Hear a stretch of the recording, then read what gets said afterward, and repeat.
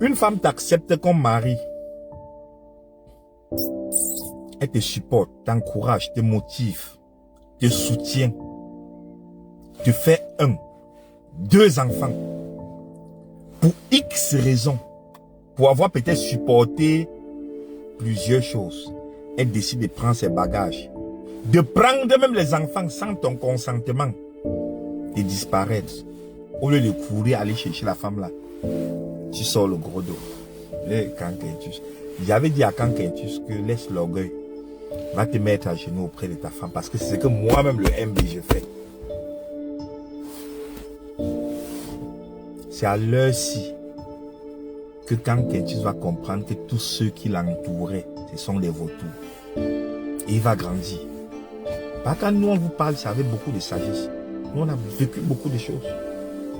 Tous les Ndjomba et les maîtresses qu'il avait, elles vont. Sa famille, les amis, même si un de ses frères ou ses soeurs, s'ils font trop, ils vont venir jouer le rang de visite. La seule personne qui peut être là pour toi, du début jusqu'à la fin, c'est ton épouse. La femme de quelqu'un est son alpha et son oméga. Quand tu es malade ou emprisonné comme actuellement quand Kentus est là, tes frères vont retrouver venir te rendre visite. Ils vont partir. Ta femme serait là tous les jours. C'est elle qui va prier pour toi. C'est elle qui a besoin. Oh Seigneur.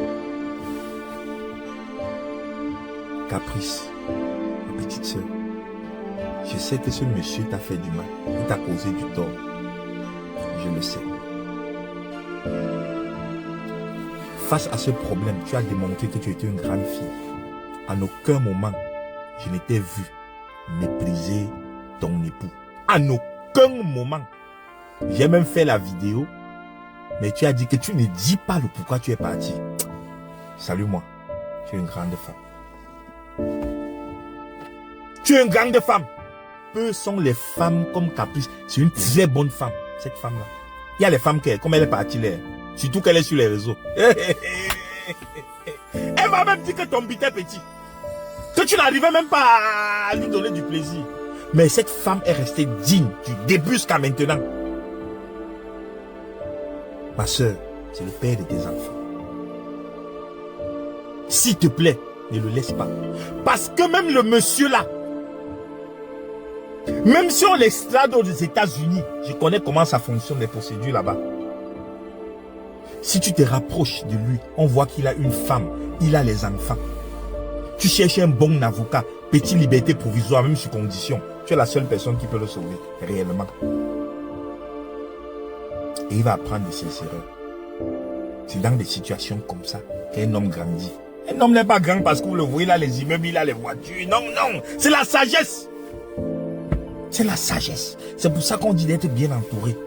Mais les Camerounais qui ont un peu d'argent ont l'habitude d'être entourés des courtisans.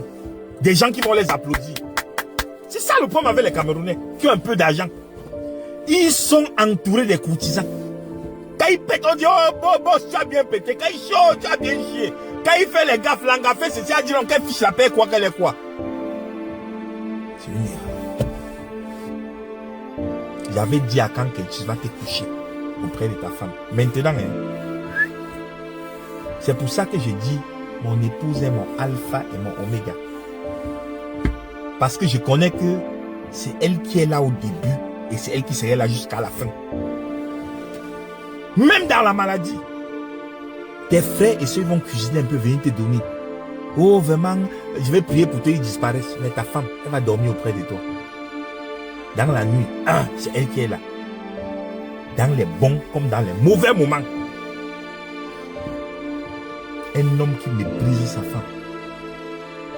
Pour moi, c'est un ignorant. C'est quand la foudre le frappe. Comme la foudre a frappé quand Kentus. Les Ndjombalais vont bloquer. Elles vont bloquer. La Ndjomba t'attend quand tu es bien. La Ndjomba t'attend quand tu es bien. Quand tu es chaud avec l'argent que tu as garé la voiture, elle va aller à Crédit à me manger avec toi.